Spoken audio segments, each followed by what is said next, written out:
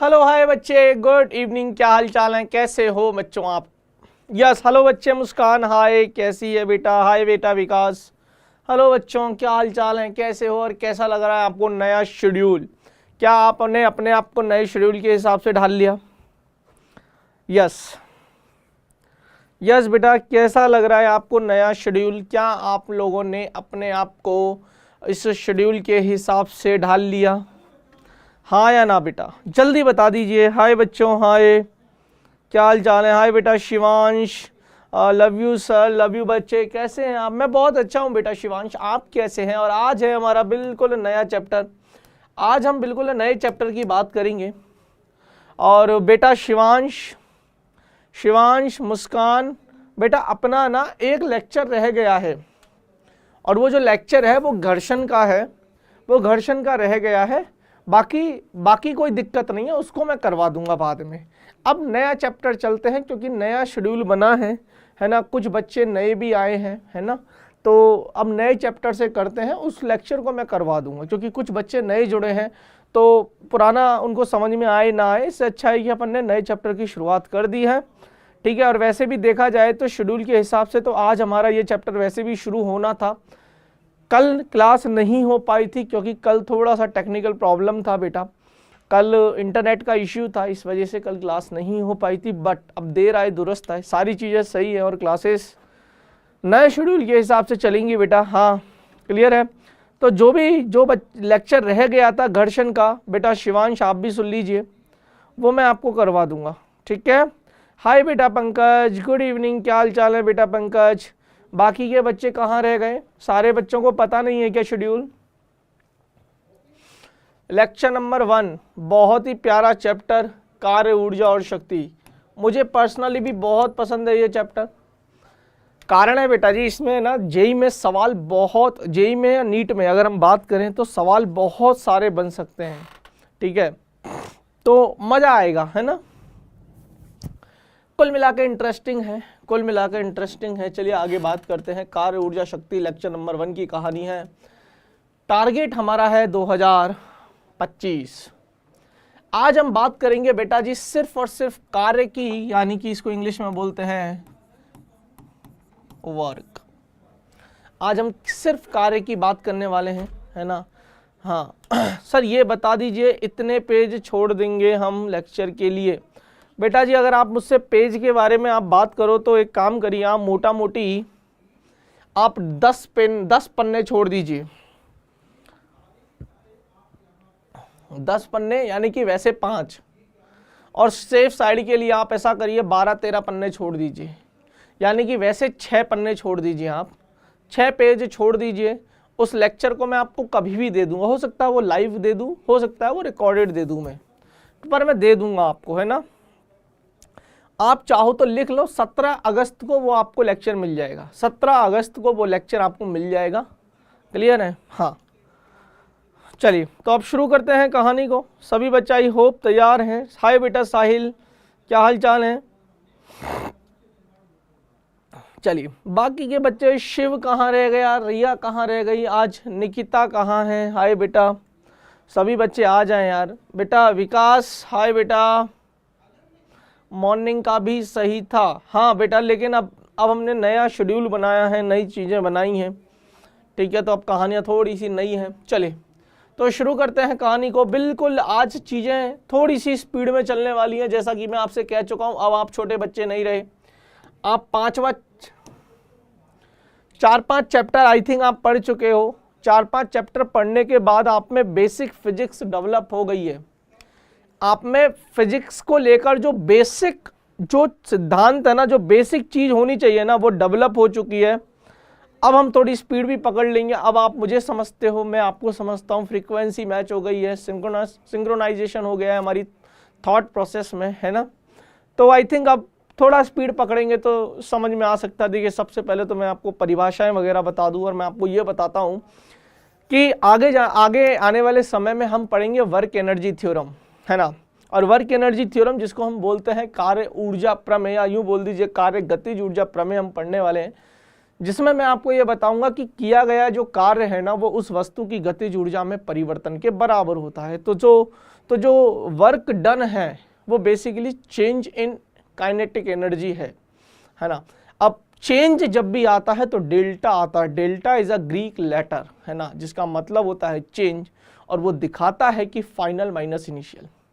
मैंने बोला कि भाई मेरे पास पहले 100 रुपये थे, आज मेरे पास 200 रुपये हो गए, बताइए चेंज कितना है। तो तुम बोलोगे सर बाद में 200 रुपये हुए हैं ना, तो 200 माइनस पहले कितने थे 100, तो 200 माइनस 100 करोगे, ना कि 100 माइनस 200। जो बाद में होता है, जो फाइनल सिचुएशन है, उसमें से आप इनिशियल जो प्रारंभिक सिचुएशन है वो माइनस करोगे। तो अंतिम माइनस प्रारंभिक करके आप मुझे बता दोगे कि सर 100 रुपये का चेंज, 100 रुपये का जो बदलाव है वो आपके अंदर आया है, यानी कि आपने 100 रुपये कमाए हैं।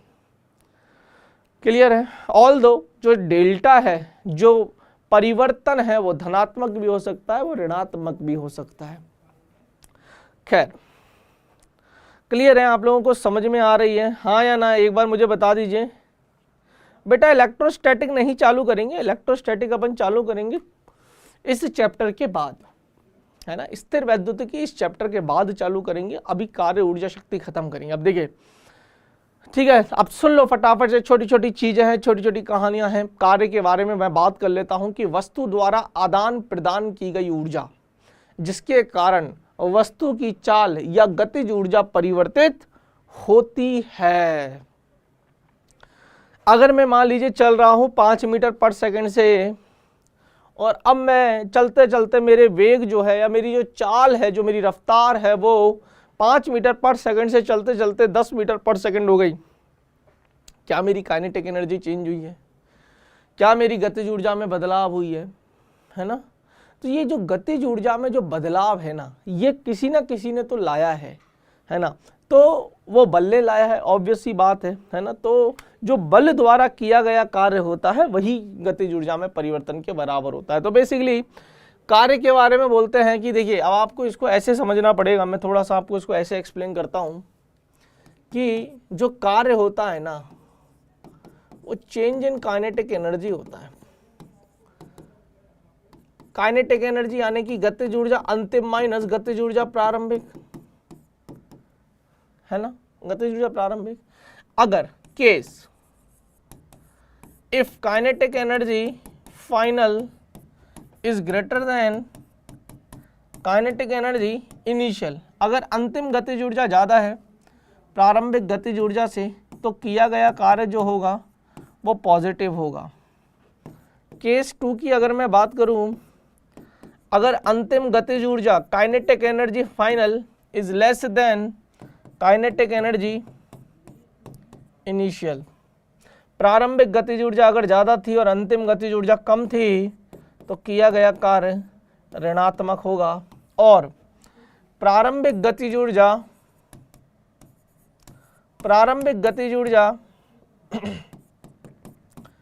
और अंतिम गतिज ऊर्जा दोनों अगर बराबर रहीं, तो जो किया गया कार्य है वो 0 रहेगा। इसका मतलब ये भी कह सकते हैं कि कार्य जो होता है वो धनात्मक भी हो सकता है, किया गया कार्य ऋणात्मक भी हो सकता है, और किया गया कार्य शून्य भी हो सकता है। Hi sir, good evening, sorry late हो गए।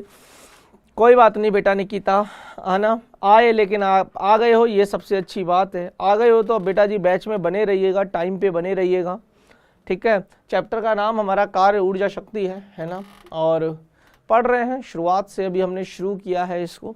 क्लियर है। तो अगर हमारा गतिज ऊर्जा, अंतिम गतिज ऊर्जा ज़्यादा है, देखिए मैं आपको ये वाला फॉर्मूला दे चुका हूँ, और नहीं दिया है तो आगे आने वाले समय में आपको पता चल जाएगा। मैं अभी ये मान के चल रहा हूँ कि आपको ये चीज़ पता है, ऐसा मैं मान के चल रहा हूँ। तो जो किया गया कार्य है वो बेसिकली गतिज ऊर्जा में परिवर्तन के बराबर है। गतिज ऊर्जा में परिवर्तन मतलब है काइनेटिक एनर्जी फाइनल है, काइनेटिक एनर्जी इनिशियल है, और दोनों का माइनस ले लीजिए। अंतिम गतिज ऊर्जा माइनस प्रारंभिक गतिज ऊर्जा। क्लियर है। अगर बाद वाली गतिज ऊर्जा ज्यादा है, बाद वाली गतिज ऊर्जा ज्यादा है मतलब देखिए गतिज ऊर्जा होती क्या है, गतिज ऊर्जा होती है हाफ mv²। ये दोनों तो बदल नहीं सकते, ना तो हाफ बदल सकता है ना m बदल सकता है। m मतलब द्रव्यमान, ये भी नहीं बदल सकता। इसका मतलब है कि अगर मैं v बदलूं, तो क्या मेरी गतिज ऊर्जा बदलेगी, और v का मान अगर लगातार बढ़ता जा रहा है तो क्या गतिज ऊर्जा का मान भी लगातार बढ़ता जा रहा है। इसका मतलब अगर मैं बोल रहा हूं कि अंतिम गतिज ऊर्जा ज्यादा है, इसका मतलब कण बाद में तेजी रफ्तार से चला होगा, पहले उसकी रफ्तार कम रही होगी। यार जाहिर सी बात है, इधर की तरफ हम बात करें तो प्रारंभ में गतिज ऊर्जा ज्यादा थी, इसका मतलब प्रारंभ में रफ्तार ज्यादा थी, बाद में गतिज ऊर्जा कम हुई है, मतलब बाद में रफ्तार कम हुई है। अगर बाद में रफ्तार कम हुई है इसका मतलब जाहिर सी बात है कि उसकी रफ्तार कम हुई है, यानी कि जो किया गया कार्य है वो ऋणात्मक होना चाहिए, यानी कि वर्क डन जो है वो कुछ ना कुछ ऐसे बल के द्वारा आ रहा है कि विस्थापन आगे है तो बल पीछे की तरफ है, दैट इज थीटा जो होगा वो 180 डिग्री हो जाएगा। क्लियर है बेटा? विकास, पंकज, साहिल, निकिता, बोलो भाई।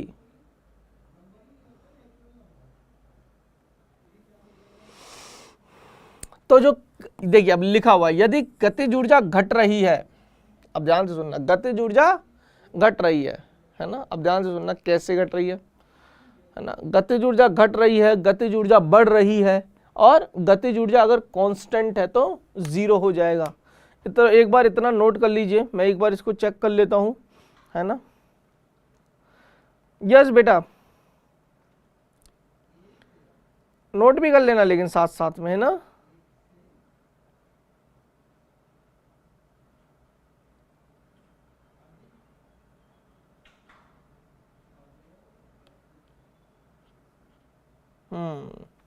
उल्टा लिखा हुआ है ना, यहाँ पर सिंबल जो है ना बेटा ऊपर की तरफ आएगा तीर का निशान, मैं वही बोल रहा था, मैंने कहा यहाँ पर थोड़ा सा चेक करना जरूरी था, उन्होंने टाइपिंग में मिस्टेक हुई है, यहाँ पर एरो मार्क ऊपर की तरफ आएगा, ठीक है बेटा। हाँ, पढ़ाया सही था, एक्सप्लेनेशन अभी जो मैंने किया वो बिल्कुल सही था, टाइपिंग की एरर थी जो मैंने करेक्ट कर दी है। अगर गतिज ऊर्जा घट रही है, जाहिर सी बात है अगर गतिज ऊर्जा घट रही है तो नेगेटिव है ना भाई, गतिज ऊर्जा घटने का मतलब है रफ्तार उसकी घट रही होगी, तो सीधी सी बात है भाई, नेगेटिव है, नियत है तो 0 है। इसको करेक्ट कर लिया है, इसको नोट कर लीजिए हर एक बच्चा, हर एक बच्चा।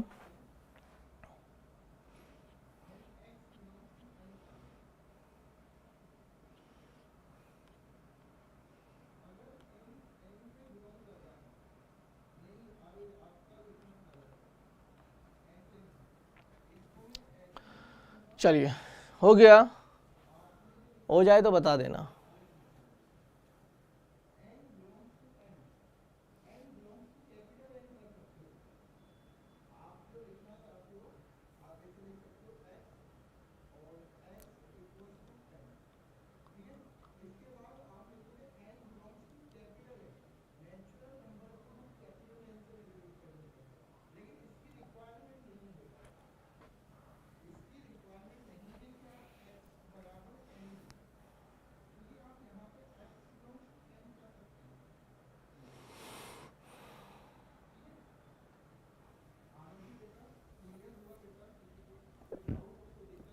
अब सुनिए, कार्य को प्राप्त करने की विधि, हेडिंग लगाते जाना।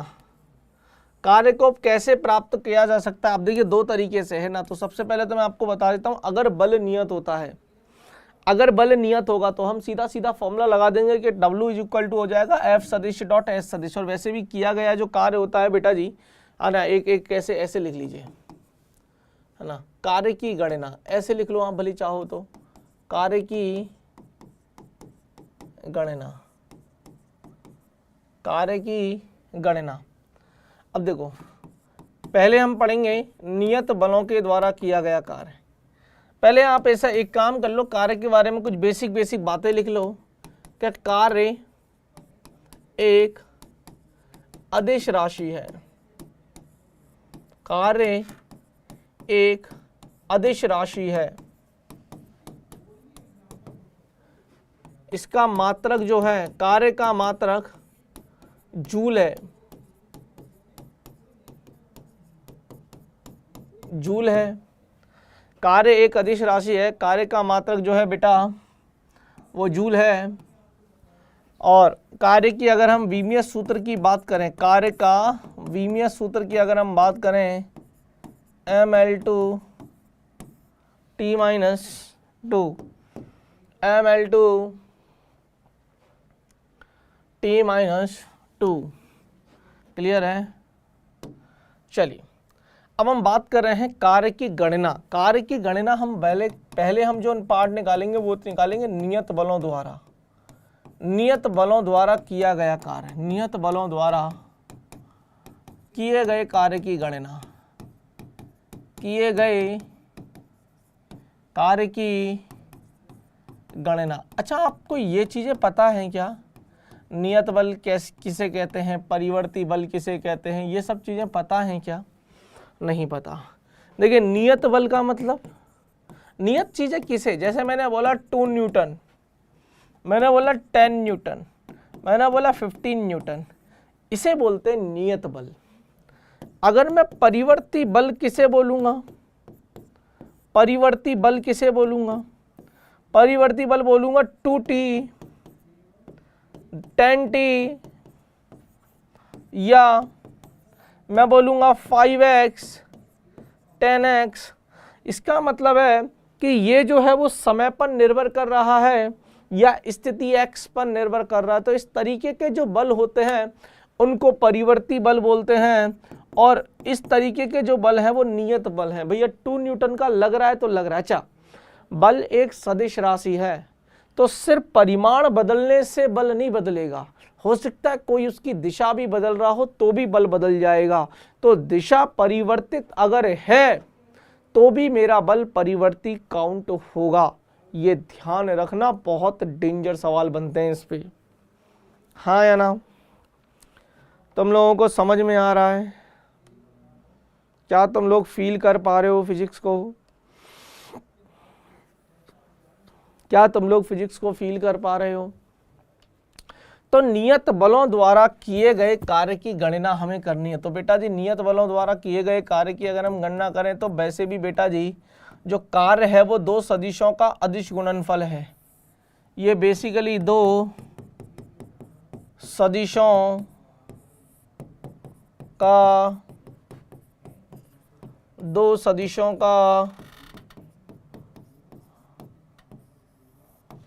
सदिशों का अदिश गुणनफल है। किया गया कार्य जो है वो 2 सदिशों का अदिश गुणनफल है।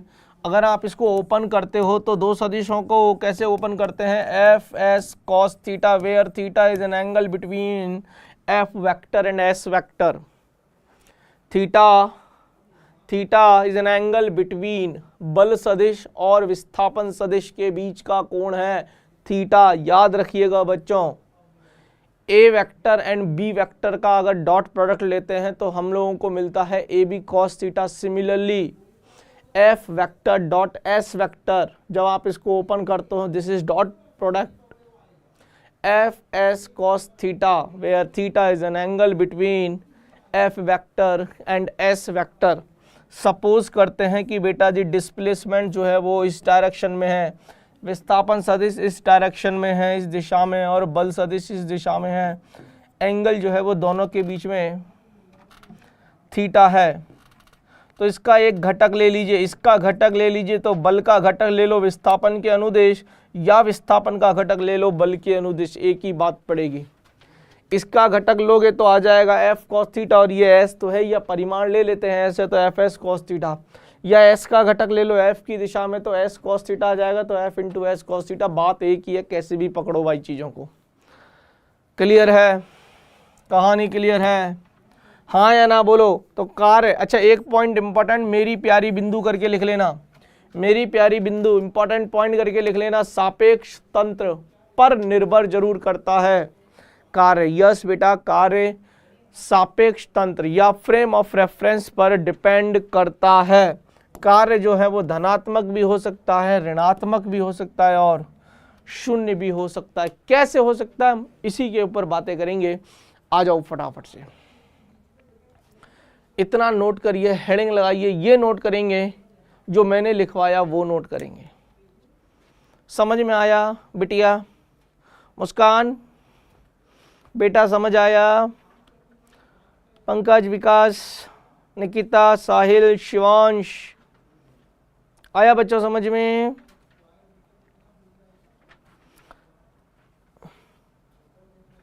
विकास, जोश ढीला नहीं पड़ना चाहिए। हम एक कॉम्पिटिटिव एग्जाम की तैयारी कर रहे हैं बेटा, एक ऐसा एग्जाम जिसको दुनिया भर के, नॉट दुनिया भर के, पर हिंदुस्तान के एक बच्चे अपना लक आजमाते हैं उस एग्जाम को पास करने के लिए। ठीक है, तो थोड़ा सा तो यार हमें स्मार्ट होना पड़ेगा। नोट करिए बेटा, पहले ये नोट करिए,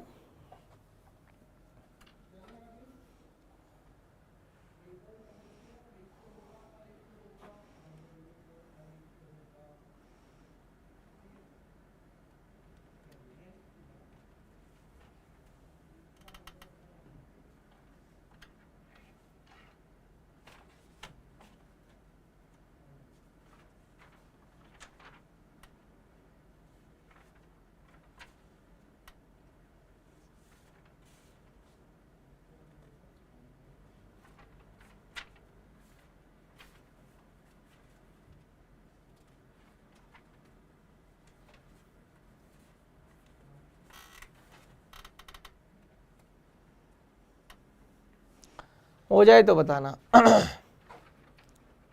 हाँ ठीक है बेटा। पंकज, आपको मेरा लेक्चर समझ में आता है बेटा?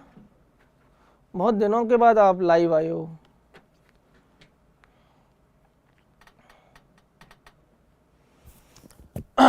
आज रिया क्यों नहीं आई? किसी को आइडिया है रिया क्यों नहीं आई?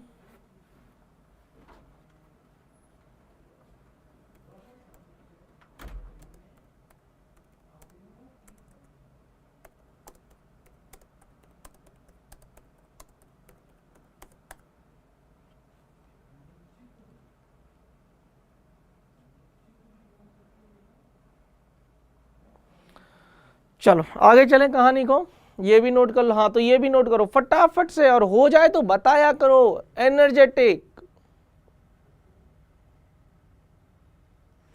तो क्या अब सवाल आने वाले हैं?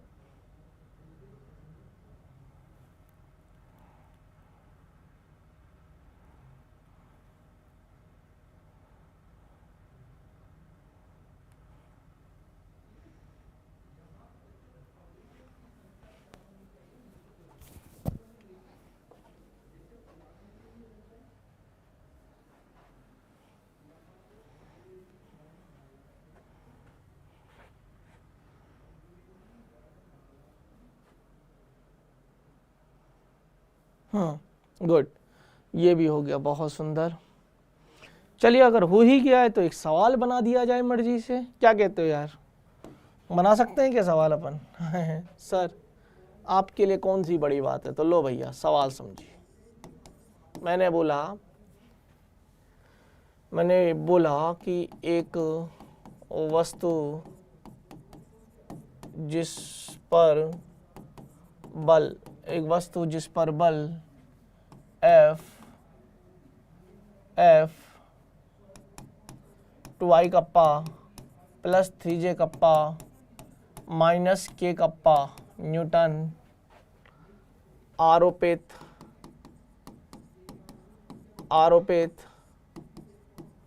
करते हैं, जिससे उस वस्तु का विस्थापन S सदिश 2i cap minus 2j cap plus k cap metre हो जाता है, बल द्वारा वस्तु पर किए गए कार्य की गणना करो। चलिए सवाल आपका है, देखते ही हवा में टिक मारो।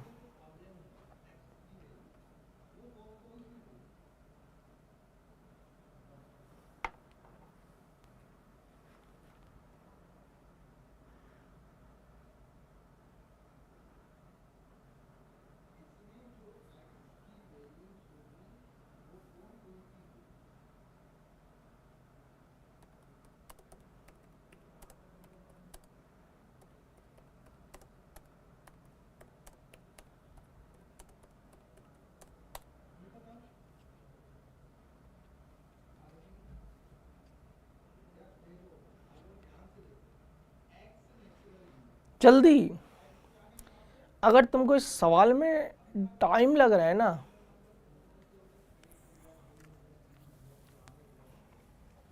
अरे नालायकों, नियत बल है या नहीं है, पहले तो चेक करो। सबसे पहला काम, बल नियत है या नहीं है। पहला सबसे पहला काम, बल नियत है क्या नहीं है। बल है हमारा नियत। सर बल नियत कहाँ है बेटा, नियत ही है वो, सदिश रूप में दे रखा है, वो अलग बात है। और क्या दे रखा है, 2i kappa plus 2i kappa plus 3j kappa minus k kappa. और हमें विस्थापन सदिश दे रखा है। कितना दे रखा है विस्थापन सदिश, 2i kappa minus 2j kappa plus k kappa. हमें ये पता है, हमें ये पता है, और हमें ये भी पता है कि जो कार्य होता है वो एक अदिश राशि होती है। और ये दो सदिश कौन कौन से, एक तो बल का और एक विस्थापन का। इन दोनों सदिशों का अगर मैं अदिश गुणनफल ले लूं तो मुझे पता है कि मेरा कार्य आ सकता है। और मुझे ये भी पता है कि किया गया कार्य जो होता है वो धनात्मक भी हो सकता है, ऋणात्मक भी हो सकता है और जीरो भी हो सकता है। तो डरने की जरूरत नहीं है, बिंदास डॉट प्रोडक्ट ले लो। सर आई का आई के साथ करेंगे तो 2 × 2 करेंगे 4, ये 3 है, ये माइनस का 2, 3 × माइनस का 2 करोगे तो माइनस का 6 आ जाएगा। ये माइनस का 1 है, ये प्लस का 1 है, माइनस का 1 मल्टीप्लाई करना भैया। तो ये कितना हो जाएगा, माइनस का 7, 4 में से माइनस 7 गए, -3 आ जाएगा। और किया गया कार्य का मात्रा होता है जूल, किया गया कार्य ऋणात्मक भी हो सकता है। डरने की कोई जरूरत नहीं है।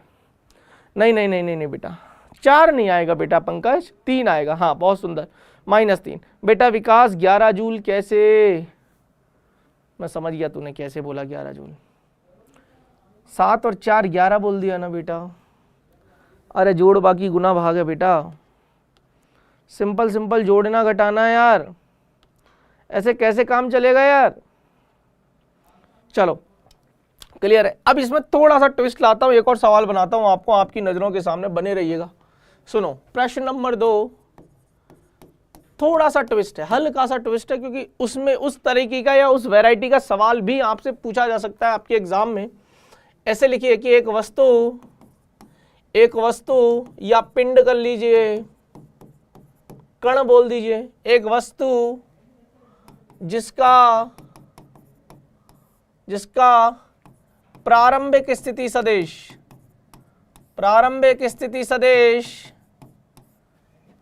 सदिश आई कप्पा माइनस j कप्पा है, मीटर में दे रखा है।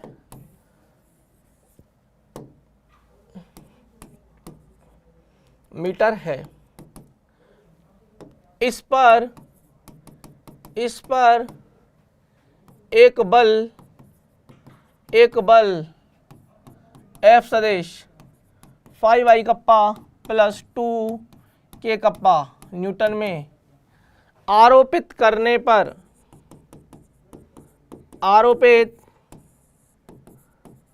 पर यह अपनी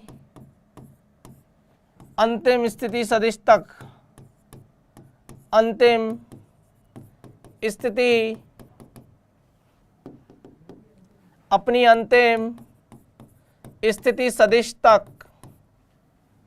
और स्थिति सदिश है क्या, ऐसे लिखिए अंतिम स्थिति सदिश कितना दे दे बताओ,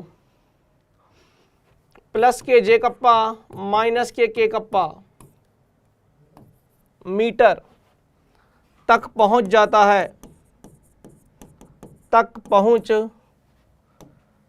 है। बल द्वारा किए गए कार्य की गणना कीजिए। बल द्वारा किए गए कार्य, W से दिख रहा हूं, वर्क की गणना कीजिए। चलिए शुरू हो जाओ फटाफट से, मुझे आंसर चाहिए, मुझे आंसर चाहिए भाई, कुछ भी नहीं है यार। देख सिंपल है, पहले बल को ढूंढिए, और बल हमें एक ही दे रखा है, और वो दे रखा 5i kappa plus 2k kappa. तो सर जे कप्पा कहाँ है, जे नहीं है, तो एक काम करिए आप इसको 0j कप्पा करके लिख लिया करो। सर ऐसा लिखना पाप तो नहीं है, बल्कि कैलकुलेशन में जो एरर होने के चांसेस है वो ना के बराबर हो जाते हैं। देखिए ये जो सिली मिस्टेक्स होती है ना एग्जाम में, ये सिली नहीं है, सिला मिस्टेक्स है बेटा, मैं तो सच बता रहा हूँ। ये आने वाले समय में ना ऐसे बच्चे मैंने देखे हैं जो बोलते हैं कि सर 3 से 4 क्वेश्चन में सिली मिस्टेक हो गई। 3 से 4 क्वेश्चन में सिली मिस्टेक का मतलब है कि तेरा सिलेक्शन तेरे से छिन गया। सिली मिस्टेक इसका मतलब ये नहीं है कि तेरे को कॉन्सेप्ट नहीं आते थे, कॉन्सेप्ट आते थे। अल्टीमेटली गोल तो हमारा जीतना है ना बेटा। तो हमें बहुत ज़्यादा ध्यान रखना है हमारी कैलकुलेशन को लेकर, है ना, बहुत ज़्यादा ध्यान रखना है। खैर आगे चलते हैं। हमें बल दे रखा है, हमें प्रारंभिक स्थिति सदिश भी दे रखा है। प्रारंभिक स्थिति सदिश कितना दे रखा है बेटा जी? ये दे रखा है आई kappa minus J kappa plus का 0 के कप्पा। अंतिम स्थिति सदिश हमें कितना दे रखा है? 0 आई कप्पा प्लस का जे कप्पा माइनस का के कप्पा। अब हमें कार्य निकालना है बेटा। कार्य जो होता है वो होता है बल सदिश डॉट विस्थापन सदिश। अब विस्थापन नहीं पता, तुम बोलोगे कौन सा विस्थापन लूं, तो विस्थापन निकालना है। पहले विस्थापन कैसे निकालते हैं याद करो, विस्थापन का बेसिक नॉलेज। कण किस किस रास्ते चला उससे कोई मतलब नहीं, कण पहले कहाँ था बाद में कहाँ है वो बता दो, और दोनों बिंदुओं के बीच की न्यूनतम दूरी को ही मैं कण द्वारा या उस कण का विस्थापन कह दूंगा। तो बेसिकली अगर मुझे विस्थापन निकालना है या विस्थापन सदिश की मैं बात करूं तो R final minus R initial. R final कितना है बेटा जी? 0 I kappa plus J kappa minus K kappa minus initial सदिश कितना? I kappa minus J kappa plus K 0 के कप्पा। तो विस्थापन सदिश मेरे पास कितना आ जाएगा बताइए, है ना? 0 में से ये तो ये आ जाएगा माइनस आई के, ये प्लस का जे है, ये प्लस का तो ये हो जाएगा 2j, ये माइनस का है और ये तो ख़त्म हो जाएगा तो माइनस का के। मेरे पास विस्थापन सदिश है, मेरे पास बल सदिश है, तो मेरे पास कार्य है। कितना है देख, इधर का 5 आई कप्पा, इधर का माइनस आई कप्पा, तो 5 इंटू माइनस 1 करोगे तो माइनस के 5। इधर 0 है तो 0 हो जाएगा, इधर माइनस का है, इधर तो ये माइनस का 2, -7 जूल। कितने बच्चों का माइनस आया? -7 joule is the correct answer. नहीं नहीं नहीं नहीं, -4 नहीं ना आया बेटा। या तो आप लोगों ने कैलकुलेशन में मिस्टेक की है या मैंने कैलकुलेशन में मिस्टेक, हम दोनों में से किसी एक ने तो की है। क्योंकि अगर हमारे आंसर नहीं मैच हुए तो हाँ। फाइनल सदिश कितना दे रखा है मैंने? जे कप्पा, सही है, फाइनल है ना, तो जे कप्पा माइनस के कप्पा रख दिया।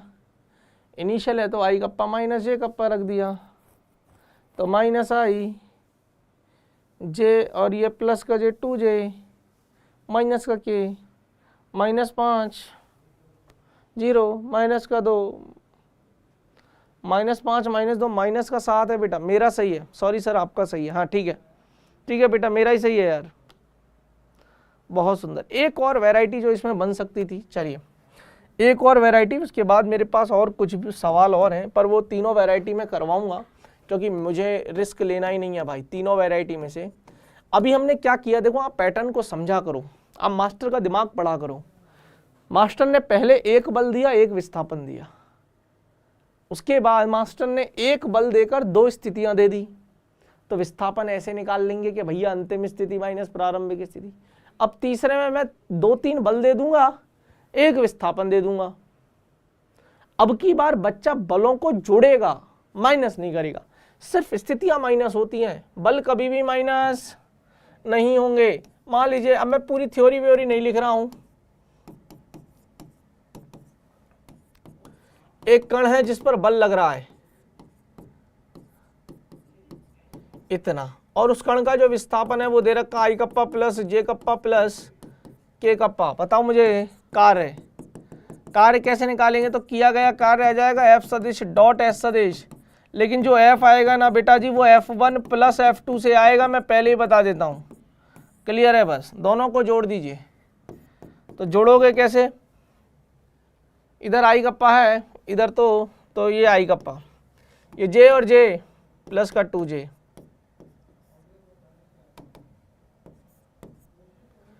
इधर तो खत्म हो जाएगा, इधर का -2 के कप्पा है। मेरे पास बल आ गया, मेरे पास विस्थापन आ गया, तो किया गया कार्य कितना हो जाएगा, F सदिश डॉट S सदिश। S पता है क्या, S पता है भैया, S पता है भैया, मामला सेट है। करना क्या रहेगा सर, इसको और इसको मामले को खींच दो। कैसे खींचोगे, I 1 हो जाएगा, 2A -K2 हो जाएगा, प्लस का 1 जूल। क्या बात है सर, मेरा तो 1 आया, आपका अब 2 बल देंगे। क्या बात है, क्या बात है, मेरा तो हो गया यार। इतना समय नहीं लगता यार, हम बच्चे इंटेलिजेंट वाले हैं।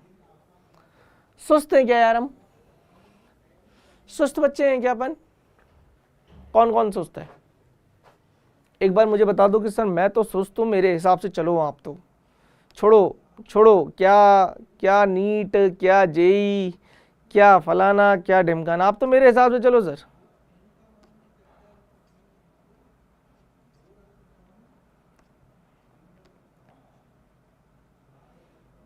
हाँ बेटा निकिता, -7 किस में बोल रही है बेटा, पिछले वाले में बोल रही है ना। यस, चलें आगे। अरे हो एक और सवाल आया, क्या बात है यार। चलो प्रश्न नंबर 4, मुझे आंसर चाहिए अभी इसी वक्त, मुझे आंसर चाहिए बेटा अभी इसी वक्त। जितना फास्ट आप पढ़ोगे उतना जल्दी, क्योंकि 5 से 6 लेक्चर में ये चैप्टर ही खत्म कर दूंगा बेटा, इसकी लीला ही समाप्त कर देंगे 5 से 6 लेक्चर में। टेंशन क्यों ले रहे हो आप।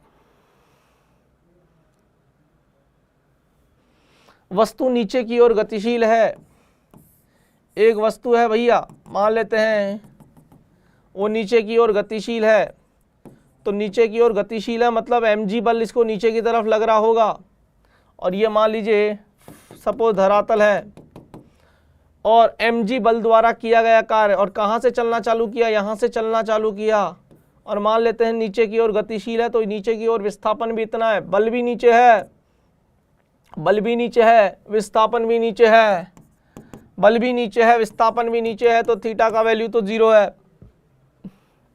अरे यार सुस्त बच्चे हो यार तुम लोग, बहुत सुस्त हो, मजा नहीं आता तुम लोगों को पढ़ाने में, नालायक हो। अगर 2 सदिश समांतर हैं तो थीटा का वैल्यू क्या होगा, 0 ना होगा। तो जब 2 सदिश, मेरा बल भी नीचे है, विस्थापन भी नीचे है, थीटा का वैल्यू 0 है, और 0 है तो cos 0 कितना, cos 0 1 अधिकतम होता है cos थीटा का मान। अगर थीटा की वैल्यू 0 होता है तो cos का अधिकतम मान है 1। इसका मतलब W बराबर आ जाएगा बल इंटू S, और बल कितना है mg, विस्थापन कितना है h, तो किया गया कार्य कितना आ जाएगा, किया गया कार्य कितना आ जाएगा mgh। और इसको लिखते कैसे हैं, आप लिखने का एक पैटर्न देख लीजिए, work done by force, but which force, mg, तो नीचे mg लगा दो। तो दिस इज द, ये एक्चुअल में इसका मतलब होता है कि work done bye mg, work done bye mg, this is mgh, है ना। नीचे की ओर गतिशील है भैया वस्तु, तो लेट्स अज्यूम कि जो डिस्प्लेसमेंट हुआ है वो h हुआ है, नीचे की तरफ आ रही है, तो विस्थापन भी नीचे है, बल भी नीचे है, both vectors are in same direction, the angle between these 2 vectors are 0, भाई 0 डिग्री है ना, और cos 0 कितना 1, खत्म हो गई कहानी, mgh। अच्छा एक बात बताओ, अरे हो गया क्या सवाल, सुस्त हो यार तुम लोग, फिर से सुस्ती वाली बात करी तुम लोगों ने मुझसे। जाग जाओ, जाग जाओ, जाग जाओ, मत सो, करियर बनना है बेटा, करियर बनना है। चलिए अच्छा एक चीज़ मुझे बतानी रह गई थी स्टार्टिंग में, हाँ यार ये तो रह ही गया था, आई थिंक ये छोटा सा पॉइंट रह गया था, ये वाला रह गया था क्या, हाँ। यदि थीटा का वैल्यू 0 से 90 के बीच में है तो कार्य धनात्मक होगा, ये बताना जरूरी है क्या। कॉस थीटा, देखिए पहले चतुर्थांश में, फर्स्ट क्वाड्रेंट में, है ना, ASTC रूल पता है क्या आपको, ऑल, है ना, आफ्टर स्कूल टू कॉलेज, मैंने याद करो इसको कैसे बताया था, ए सनम तेरी कसम बताया था, ASTC, ए सनम तेरी कसम, फर्स्ट क्वाड्रेंट में सारे पॉजिटिव। तो भैया 0 से 90 के बीच में, यहां से 0 है, ये 90 है, 0 से 90 के बीच में जितने भी रहेंगे सारे पॉजिटिव रहेंगे ऑल। तो भैया 0 to 90 है, 0 to 90 है तो पॉजिटिव है, वर्क डन पॉजिटिव है। अरे हाँ या ना?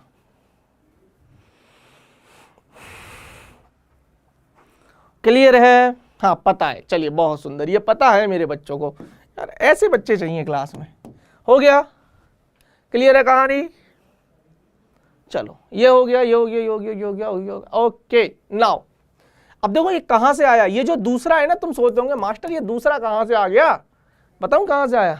ये पहले के बाद से दूसरा आया, ये पहला दिख रहा है, इस पहले के बाद बीच में हमने इतनी सारी लीलाएं पढ़ ली, उसके बाद ये दूसरा आया है। समझ, नोट्स ढंग से बनाना, बता रहा हूं, नहीं तो खाल खींच लूंगा तुम लोगों की। हाँ क्लियर है? हाँ अब अगर थीटा का वैल्यू ग्रेटर देन 90 है but less than equal to 180 degree है, मतलब थीटा 180 या 180 से कम होगा। अब cos 180 कितना होता है? cos 180 तो पूरा पूरा -1 होता है, लेकिन 180 से पहले in between 90 to 180 again it is negative. cos 180 पे तो मुझे वैल्यू ही पता है ना भाई, -1 होता है। cos 180 का वैल्यू -1 होता है, ये तो मुझे पता है। बट अगर हम बात करें in between 90 to 180 again it's negative. हाँ या ना? अरे यार तो कार्य क्या हो जाएगा भैया, एफ एस कॉस थीटा। अब थीटा की वैल्यू 180 डाल, ऐसा कर, थीटा की वैल्यू 180 डालेगा तो भैया कार्य जो आ जाएगा वो आ जाएगा एफ एस कॉस 180, तो कार्य आ जाएगा -fs। ये तो इसलिए लिखा क्योंकि थीटा 180 है, लेकिन अगर थीटा 90 से लेके 180 पर 19 यहां पर देखो लेस देन इक्वल टू नहीं है, sorry greater than equal to नहीं है यहां पर, इसलिए मतलब 90 से ऊपर ही होना चाहिए, नॉट इवन 90। 90 भी नहीं चाहिए मुझे, 90 से नफरत है, 90 से नफरत है। 90 से एक किस्सा याद आ गया मुझे स्कूल में, चलो बाद में बताऊंगा। खैर सुन लो, सुनाऊं क्या अभी सुनाऊं क्या? 90 से एक किस्सा याद आया हमारे, मतलब बहुत ही, चलो छोड़ो, फालतू का किस्सा है, समय बर्बाद नहीं करेंगे, है ना। किसी दिन मस्ती के मूड में होंगे तो सिखाएंगे आपको, सुनाएंगे। सुनो, 90 से ऊपर एंगल होना है और 180 या 180 से कम है तो मेरा जो वर्क डन है वो नेगेटिव है, हाँ या ना? 90 पर तो 0 हो जाएगा। यस यस गुड़िया यस, क्या बात है यार, क्या बात है बेटा, 90 पर तो 0 हो जाएगा सर। और वही कहानी बताऊंगा अब तीसरे नंबर पे, ये दूसरा है ना, तीसरा भी आएगा और वो तीसरा तेरा 90 है। बाकी के बच्चों का रिस्पॉन्स, ये देखो पंकज तो ऐसे गायब हुआ, विकास का कोई रिस्पॉन्स नहीं, निकिता बिटिया बोल रही है नहीं बोल रही है, समझ आ रहा है हाँ या ना? बेटा कुछ तो जवाब दिया करो, तुम चाहते हो ना? हाँ बहुत सुंदर हुआ, नोट कर लिया। चलिए अगर ये नोट हुआ तो प्रश्न नंबर 5 लो, सूत दो बेटा इस सवाल को फटाफट से, 2 ही मिनट के अंदर इस सवाल की लीला समाप्त कर दो। क्या है? वस्तु गुरुत्व के अधीन ऊपर की ओर गतिशील है, गुरुत्व के अधीन गति कर रही है परंतु ऊपर की ओर गतिशील है, mg द्वारा किया गया कार्य। सर हंसो पहले तो इस सवाल में सब बच्चे, देखो सर नीचे की तरफ mg लगेगा और ऊपर की ओर गतिशील है तो विस्थापन ऊपर ही होगा इसका, क्योंकि यहां से भी अगर फेंका होगा ना तो this is initial point, this is, और कहीं पर भी जाइए, मैं तो कह रहा हूं यहां तक भी गया तो ये फाइनल है ना, जहां से चला वहां पर सदिश की पूंछ आएगी और जहां तक गया वहां सदिश का सिर आएगा। तो विस्थापन तो ऊपर है परंतु बल नेगेटिव, बल विपरीत है। एंगल देखिए, विस्थापन h ऊपर है और बल नीचे है, एंगल 180 डिग्री। एंगल अगर 180 है तो एफ एस कॉस 180 और कॉस 180 -1 तो F S -1 minus F S. F कितना है एम जी, एस कितना है तो work done minus M G. अब देखो लिखने का खूबसूरत ये नज़ारे याद आएंगे जब हम work done by M G लिखेंगे। मामला सेट है क्या, हाँ या ना? जल्दी बोलो, फटाफट से लिख डालो इसको जल्दी। Work done by M G and this should be minus M G H. Negative होना ही चाहिए भाई, ऑब्वियस सी बात है। मैं अगेंस्ट द ग्रेविटी वर्क कर रहा हूं, मैं गुरुत्व के विरुद्ध कार्य कर रहा हूं भाई। नीचे की तरफ बल है ना, मैं ऊपर की तरफ जा रहा हूं। नीचे खींच रही है मुझे धरती मैया, मैं ऊपर जा रहा हूं। मैं इस धरती मैया के खिलाफ जा रहा हूं। क्लियर है? तो माइनस एम जी एस तो आएगा ना बेटा। देखिए ये लिखने की हैबिट डालिए, सिर्फ वर्क मत डालिए, क्योंकि वर्क जो होगा ना, एक ऐसे ऐसे सवाल आएंगे जो बहुत डिफरेंट वर्क, बहुत डिफरेंट कार्य जो बल होंगे वो उस पर लग रहे होंगे। तो भिन्न भिन्न बलों के द्वारा हमें कार्य निकालने पड़ेंगे। भिन्न बलों के द्वारा हमें कार्य निकालने पड़ेंगे। क्लियर है? अरे हाँ या ना?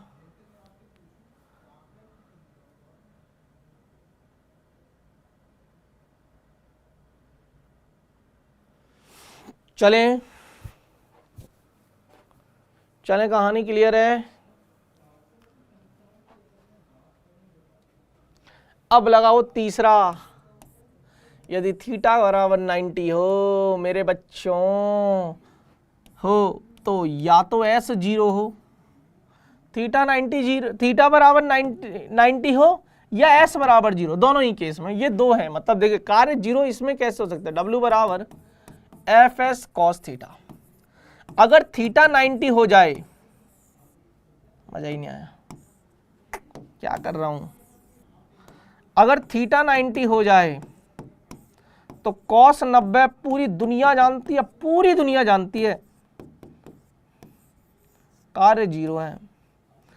कॉस 90 0 है तो कार्य 0 है। अब 0 को किसी से भी, या अगर मैंने बोला मैंने बल तो लगाया लेकिन उसका विस्थापन हुआ ही नहीं, अर्थात कण चला ही नहीं, तो एस की वैल्यू 0 रखोगे।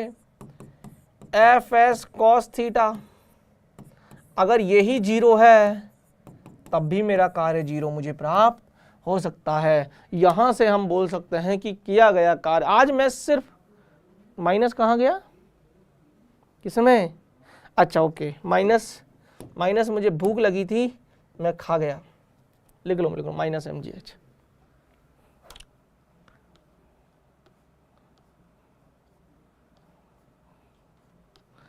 किया गया कार्य आज। अच्छा जो बच्चा, अब है ना, कोशिश करिएगा क्लास को कभी मिस मत करिएगा। कारण बताता हूं बेटा, क्योंकि अब है ना क्लास मिस करने का हमारे पास गुंजाइश ही नहीं है। कारण है ना बेटा, कारण बताता हूं। अब स्पीड बहुत तेज होगी हमारी। स्पीड तेज होगी तो अगर आप एक भी लेक्चर मिस कर देते हो तो अगले दिन 2 लेक्चर पढ़ने पड़ेंगे आपको। भारी काम है भैया। चले, हो गया 90 वाला हो गया। चलिए तो इस पर सवाल देखो। अरे ये क्या हो गया भैया, अरे क्या बीमारी है। हाँ, ये प्रश्न नंबर 5वां था। हम जो भी थ्योरी पढ़ रहे हैं तुरंत उस पर सवाल कर ले रहे हैं। यदि वस्तु क्षैतिज तल पर गतिमान है तो mg द्वारा किया गया कार्य, जल्दी बताओ जल्दी।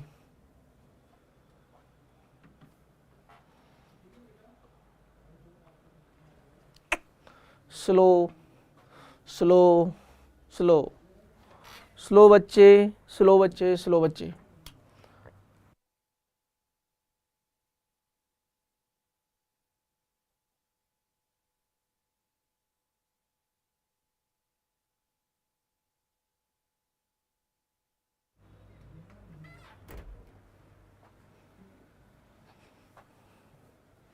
जीरो है ना बेटा। अरे मेरे लाडले, अरे मेरे लाडले, नीचे की तरफ है mg।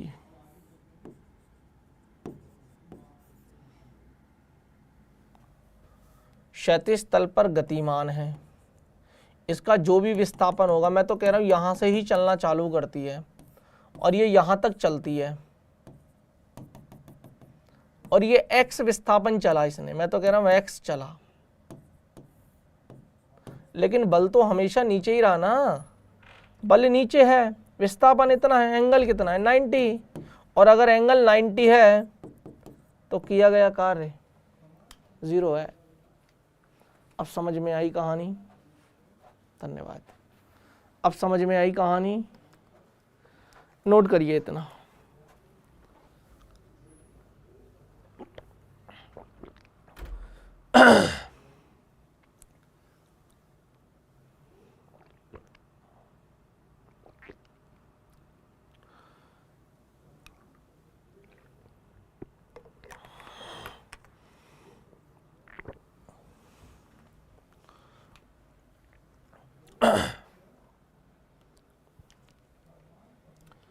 चलिए, अब ये सवाल है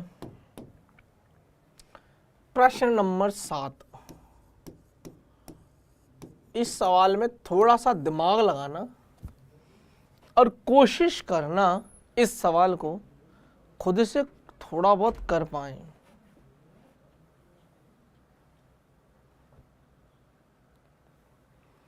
चलो चलो चलो जल्दी।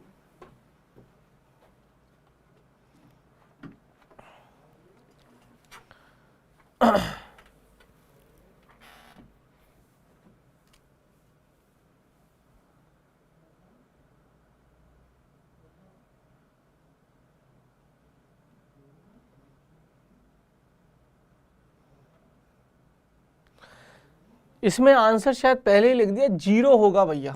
कार्य जो होगा वो 0 होगा। कारण है बेटा जी, इसमें गतिज ऊर्जा जो है वो कांस्टेंट है, वो नियत है। अगर गतिज ऊर्जा नियत है, क्योंकि बेटा जी वो है जो नियत चाल से चल रहा है, एक समान चाल से चल रहा है। एक कण है ना, एक कण है, परिमाण इसका बदल रहा होगा। मतलब वैसे वेग की बात करेंगे तो दिशा बदलने से इसका लगातार बदल रहा होगा, लेकिन अगर मैं सिर्फ परिमाण की बात करूं, क्योंकि काइनेटिक एनर्जी ½ mv² है बेटा, है ना, v चाल है। अगर ये तो नियत है ना, ये नियत है, m बदल नहीं रहा, तो काइनेटिक एनर्जी नियत है, काइनेटिक एनर्जी कांस्टेंट है। अगर गतिज ऊर्जा नियत है तो गतिज ऊर्जा में परिवर्तन नहीं है, और गतिज ऊर्जा में परिवर्तन नहीं है तो किया गया कार्य 0 है।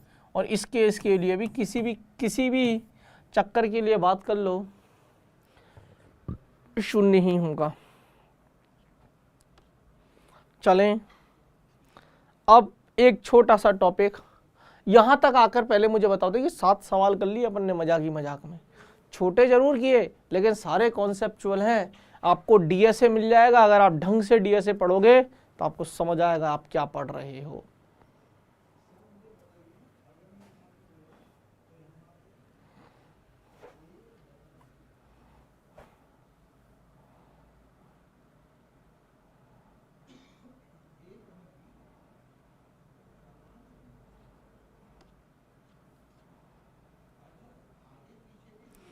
सर ये पूछ रहा है या बता रहा है? हाँ बेटा, मतलब मुझे ऐसा लगता है कि टाइपिंग में शायद मिस्टेक हुई है, पूछना चाह रहा होगा लेकिन इसने आंसर भी टाइप कर दिया। कोई बात नहीं, अब कर दिया तो कर दिया, लिख लो 0 होगा, दोनों ही केस में 0 होगा, है ना। लिख लो लिख लो लिख लो।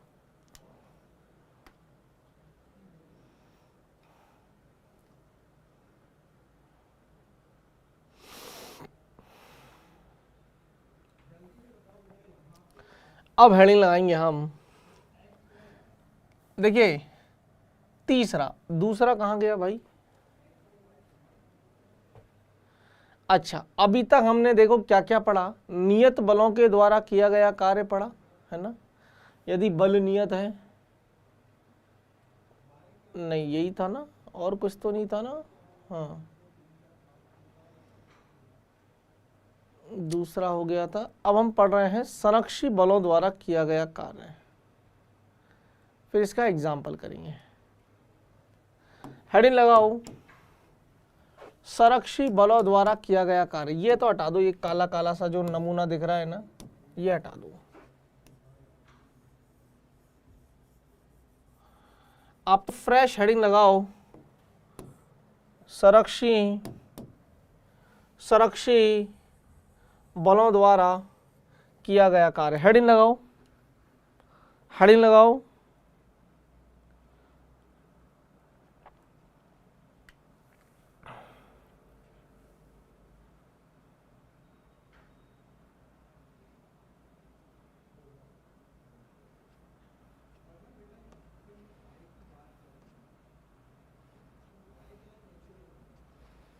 हेडिंग लगा लो। पहले तो संरक्षी बलों के बारे में बता देता हूं। संरक्षी बल जो होते हैं ना बेटा जी, वो पथ पर निर्भर नहीं करते।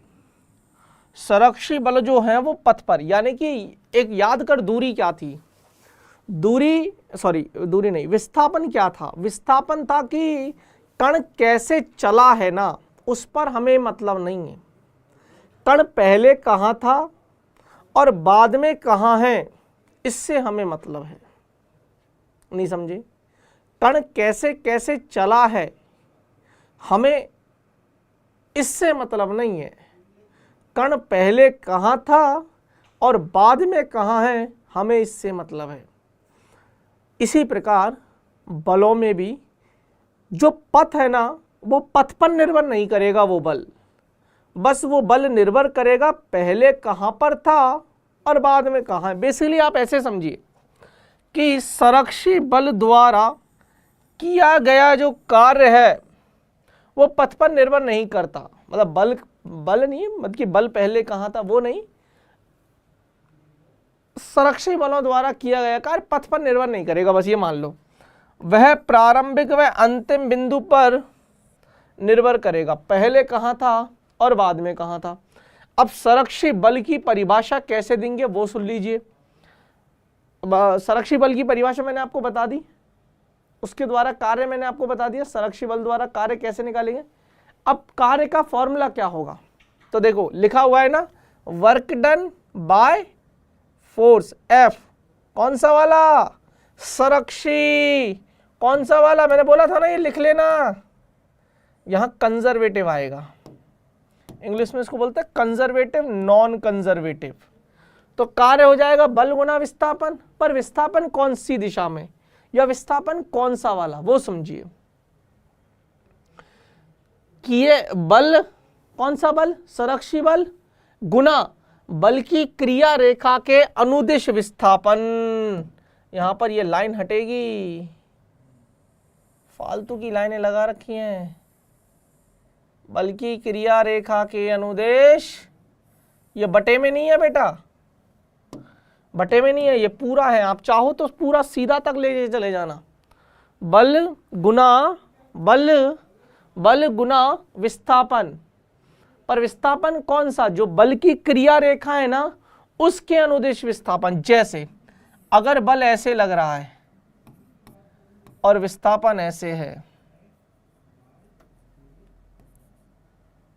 या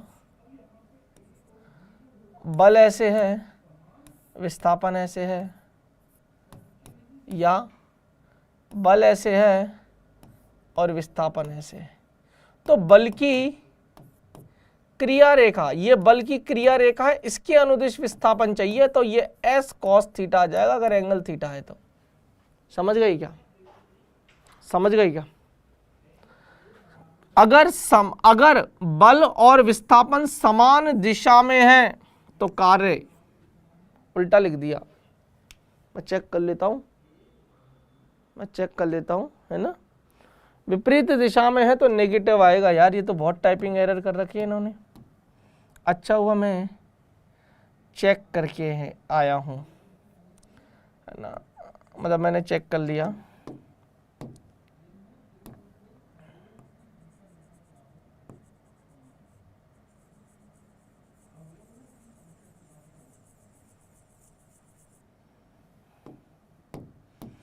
अगर विपरीत दिशा में है तो नेगेटिव, एक दिशा में है यानी कि समान दिशा में है तो पॉजिटिव।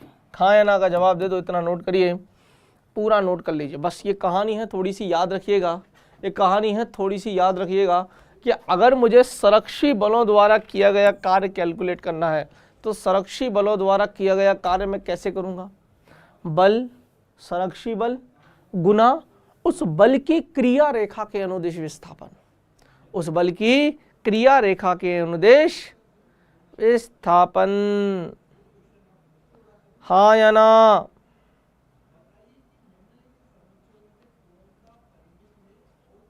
अरे नोट करो, इतना नोट करो, फिर एक सवाल करवाऊंगा, बढ़िया एग्जाम्पल है, खूबसूरत, मजा आ जाएगा।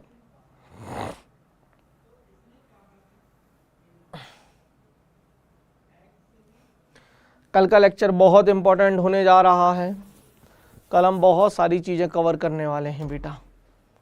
अब थोड़ी सी स्पीड पकड़ेंगे तो आप सभी बच्चों से थोड़ी सी दरख्वास्त है ना?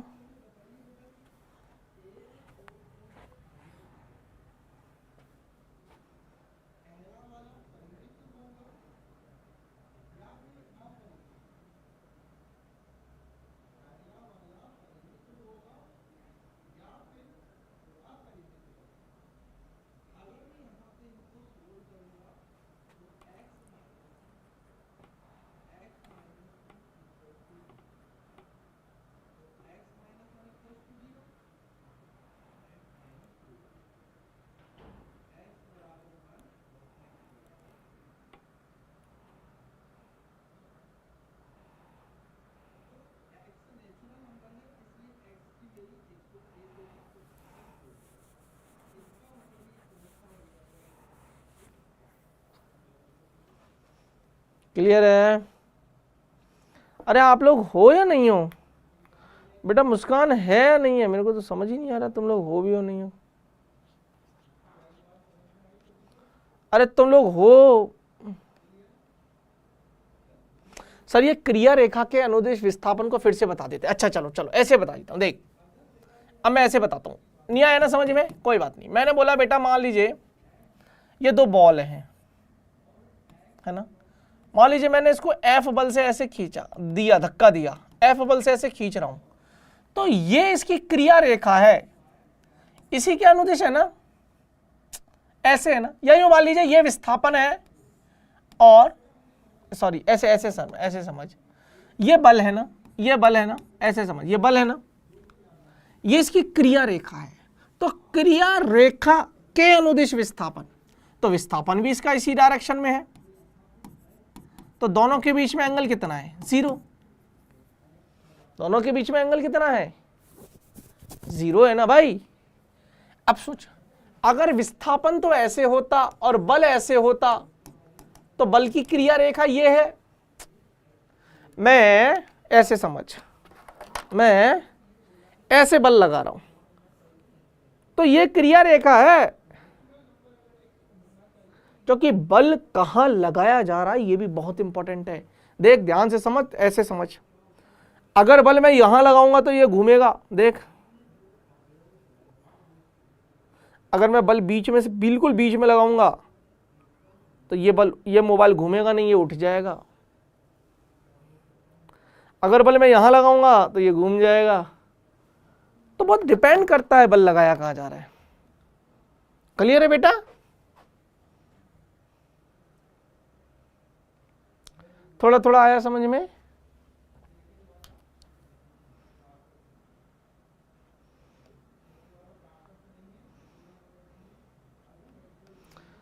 हाँ फिर से समझा दीजिए। समझाया ना बेटा पंकज? क्लियर है? साहिल, निकिता, यार आज तुम लोग सुस्त हो यार। बेटा निकिता, साहिल, शिवांश कहाँ गया भाई? ओ बेटा शिवांश, क्लास में हो?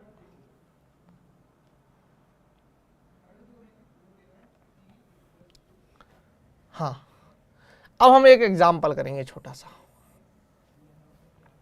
अरे यार एग्जाम्पल क्या करो, वो तो पता ही चल गया तुम्हें, आंसर तो है ही है उसका बाजू में। चलो खैर मैं आपको समझा देता हूँ, है ना। ऐसी उबड़ खाबड़ सी सतह है ना, ऐसी उबड़ खाबड़ सी सतह है ये,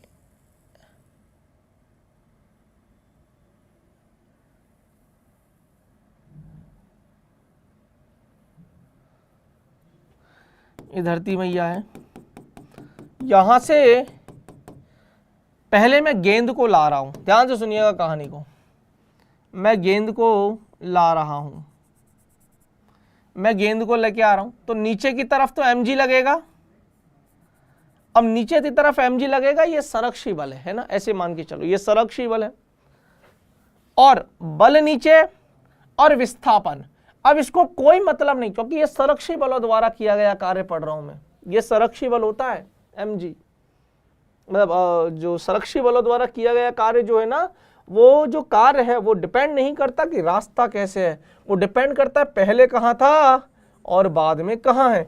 तो कितना हाइट नीचे लेकर आए, h हाइट लेकर आए, तो बल भी नीचे, विस्थापन भी नीचे।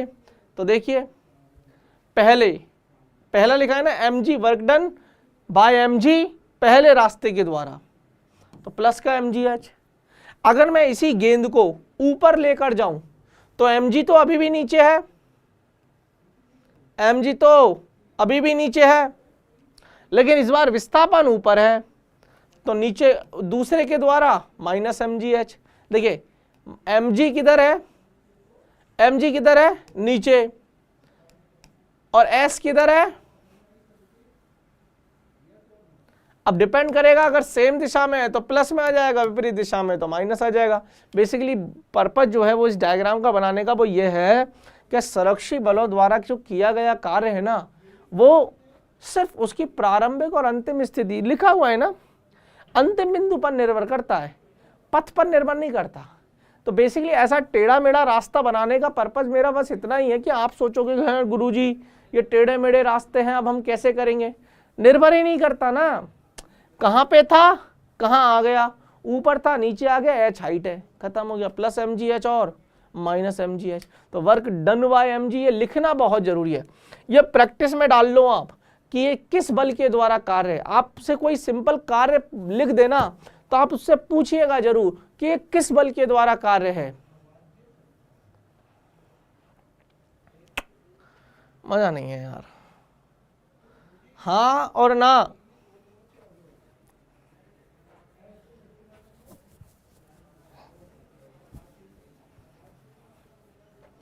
क्लियर?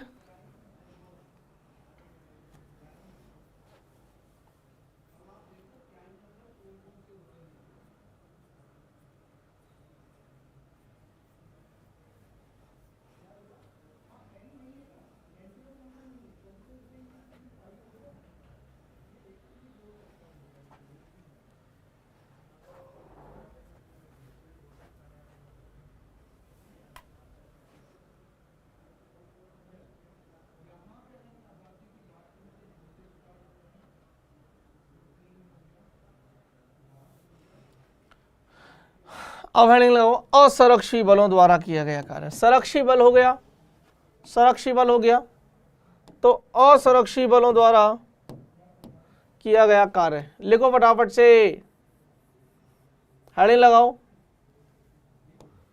असंरक्षी बलों द्वारा किया गया कार्य। असंरक्षी बल द्वारा किया गया जो कार्य है वो प्रारंभिक व अंतिम बिंदु पर तो निर्भर करता ही है, इसके साथ साथ पथ पर भी निर्भर करता है। तो वर्क डन बाय असंरक्षी फोर्स, वर्क डन बाय असंरक्षी बल, वो कैसे आएगा भैया? भैया पॉजिटिव भी आ सकता है, नेगेटिव भी आ सकता है। वर्क डन निकाल रहा हूं तो बल गुना विस्थापन, विस्थापन के केस में प्लस लूंगा। अब देखिए किया गया कार्य धनात्मक भी होता है ऋणात्मक भी। अगर बल गति का सपोर्ट करे, प्लस कब आएगा? अगर बल गति का सपोर्ट करे तब तो पॉजिटिव आ जाएगा। और अगर वही बल असंरक्षी बल गति का विरोध करे, विरोध करे तो क्या आ जाएगा, तो क्या आ जाएगा, नेगेटिव आ जाएगा। परंतु इसका फॉर्मूला जो होगा वो कितना हो जाएगा, बल गुना विस्थापन। कितना आ जाएगा, बल गुना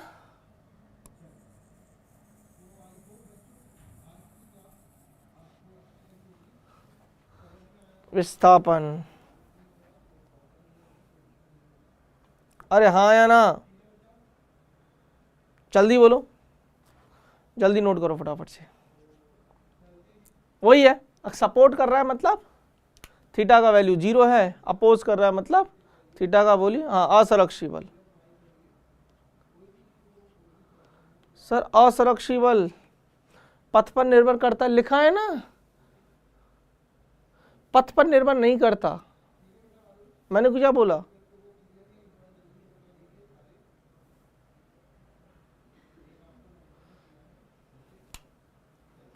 क्या उल्टा बोल दिया क्या मैंने कुछ?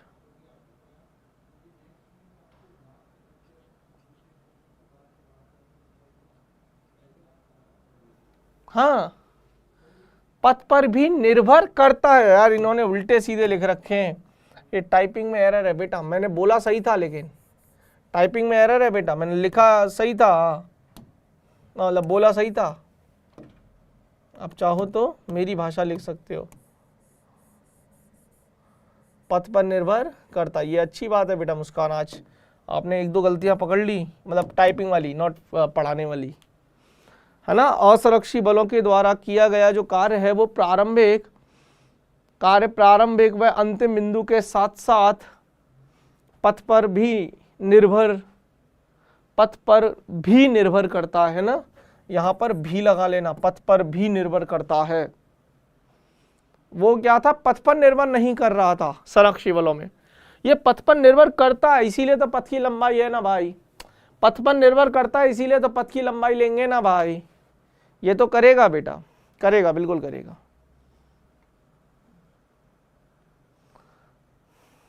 तो उल्टा बोल दिया होगा, सही लिखेंगे, लिखे सही लिखेंगे। मेरा बोलना है असंरक्षी बलों द्वारा किया गया कार्य प्रारंभिक और अंतिम बिंदु के साथ साथ उस पथ पर किस रास्ते से गया है कण, उस पर भी निर्भर करता है। इसीलिए तो पथ की लंबाई लिख रहा हूं। याद करो पथ की लंबाई क्या कहलाती थी, वास्तविक पथ की लंबाई कण द्वारा तय दूरी कहलाती थी, है बेटा मुस्कान। हुआ क्या मैं बताता हूं आज आपको, है ना, ऐसा क्यों हो रहा है। मैंने आज गलती से पीपीटी बनवा ली। जनरली ऐसा होता है कि मैं बनवाता नहीं हूँ, मैं खाली ले आता हूँ। मैंने कहा मैं मेरे हिसाब से पढ़ा दूंगा। मैंने कहा थोड़ा सा स्पीड बढ़ जाएगी, मैं लिखूंगा, लिखने की बजाय अगर मैं पहले से लिख ले जाऊंगा तो मेरा समय बचेगा, मैं समझा के आगे बढ़ जाऊंगा। पर वो जो टाइपराइटर वाले भैया है ना, उन्होंने तो सारा गुड़ गोबर कर दिया। अब मुझे समझ आ गया कोई फायदा नहीं है लिखने का, इससे अच्छा तो खुद लिख लूंगा मैं। खैर कोई बात नहीं, समझ में आया, इतना लिख लो, इतना लिख लो। अब बस खत्म करेंगे क्लास को, लिख लो फटाफट से। लिख लिया? अब सुनो, अब देखो घर्षण बल के द्वारा किया गया कार्य। अब देखिए घर्षण बल के द्वारा किया गया कार्य 0 भी हो सकता है, ऋणात्मक भी हो सकता है, 0 भी संभव है। क्यों? क्योंकि बेटा घर्षण बल गति का विरोध भी करता है, गति का सपोर्ट भी करता है। सपोर्ट कर रहा होगा तो धनात्मक हो जाएगा, विरोध कर रहा होगा तो ऋणात्मक हो जाएगा। ऐसा भी हो सकता है कि घर्षण बल जो है वो लंबवत काम कर रहा हो, या घर्षण बल लग तो रहा है परंतु वस्तु चल ही नहीं रही। अरे विस्थापन भी तो 0 हो सकता है, विस्थापन भी तो 0 हो सकता है। अगर विस्थापन 0 है तो उस केस में कार्य 0। जैसे एक वस्तु है, यहां पर है, विराम में है, विराम में रेस्ट मतलब विराम में है। मैंने बल लगाया, पीछे की तरफ सीमांत घर्षण बल आ गया। मान लिया पीछे की तरफ जो आ गया वो एक ऐसा घर्षण बल आ गया, मैक्सिमम स्थैतिक घर्षण बल है, यानी कि लिमिटिंग फ्रिक्शन बोल दूं। अब इस बल के द्वारा किया गया कार्य, अरे भैया जब विस्थापन ही 0 है तो किया गया कार्य तो 0 होगा ना यार। ये लो, वर्क डन बाय फ्रिक्शन 0, तो कार्य 0 भी हो सकता है। और कार्य धनात्मक भी हो सकता है, ऋणात्मक भी हो सकता है। अब देखो 2 सिचुएशन है, ये बल है, ये एक वस्तु के ऊपर दूसरी वस्तु रखी हुई है, मैंने इसको खींचा तो ये आगे जाएगा, ये आगे जाएगा, तो इस पर घर्षण, ध्यान दो ना, इस पर घर्षण इस वस्तु के कारण से पीछे। आप ऐसे समझो, सापेक्षिक है, ये वस्तु आगे जा रही है, इसके सापेक्ष ये पीछे जा रही है। अगर ये पीछे जा रही है तो इसमें घर्षण आगे है, और इसके सापेक्ष ये वस्तु आगे जा रही है तो इसमें घर्षण पीछे। अब देख, तो दूसरी वस्तु के द्वारा, अबे यार ऐसे देखना, दूसरी आगे जा रही है तो पहली पीछे जा रही है। अगर पहली पीछे जा रही है तो घर्षण आगे है, तो पहली वाली के ऊपर घर्षण आगे है, और पहली वाली के सापेक्ष ये वस्तु आगे जा रही है तो घर्षण पीछे है।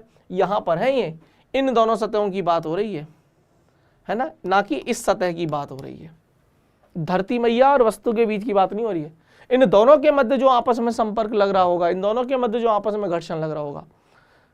क्लियर है? तो वर्क डन ऑन पहली वस्तु by friction force plus positive, क्योंकि ये सपोर्ट कर रहा है, विस्थापन भी इधर है, क्योंकि त्वरण तो इधर है तो विस्थापन इधर है, तो वस्तु इधर है, मतलब घर्षण बल इधर, सपोर्ट कर रहा है तो पॉजिटिव, विरोध कर रहा है तो नेगेटिव। हो गया? नोट करो फटाफट से, फिर एक और सवाल करना है मुझे।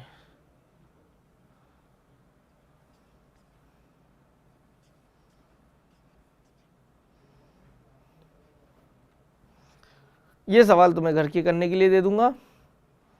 और अब हम करेंगे नियत बलों के द्वारा, तो हो गया, परिवर्ती बलों के द्वारा किया गया कार्य हमें निकालना है।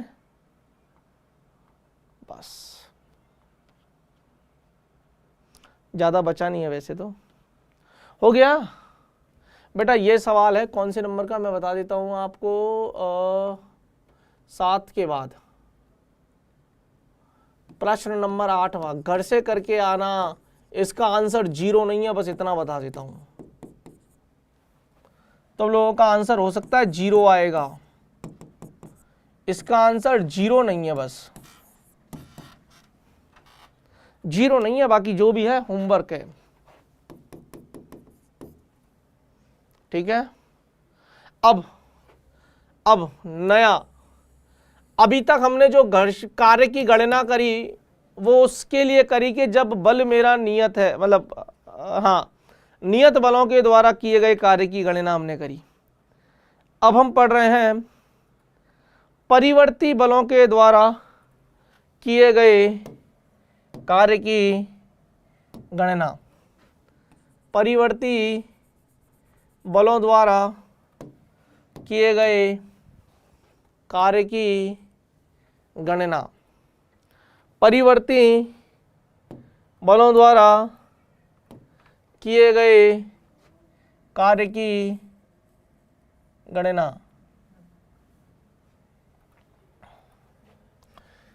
यहां से हम करेंगे नेक्स्ट क्लास से। कैसा लगा आज का लेक्चर, पहले तो मुझे ये बता दो सभी की सभी बच्चे। यहां से मैं करवाऊंगा आपको नेक्स्ट क्लास से।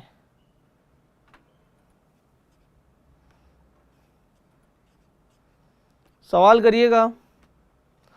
आज थोड़ा सा स्पीड में चले, नो डाउट, मैंने थोड़ा स्पीड पकड़ी है आज, और अगली क्लास और स्पीड में होगी। कोशिश करूंगा इनको बहुत जल्दी ही ख़त्म करने की, है ना।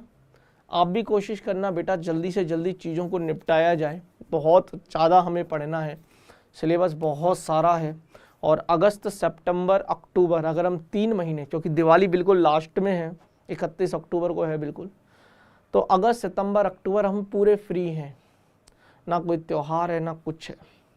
अगर हम इन 3 महीने सिलेबस खींच लेते हैं तो हमारा बहुत कुछ शॉर्ट हो जाएगा। ठीक है, चलिए, फील आया होगा, उम्मीद करता हूँ आपको भी मज़ा आया होगा। चलिए तो बच्चों, अब आज के लिए इतना ही। मिलते हैं अगली क्लास में, तब तक के लिए अपना ख्याल रखिएगा, हंसते रहिएगा, मुस्कुराते रहिएगा और हाँ जुड़े रहिएगा हमारे साथ, आपके अपने सौरभ सर के साथ, आपके अपने रैंक प्लस।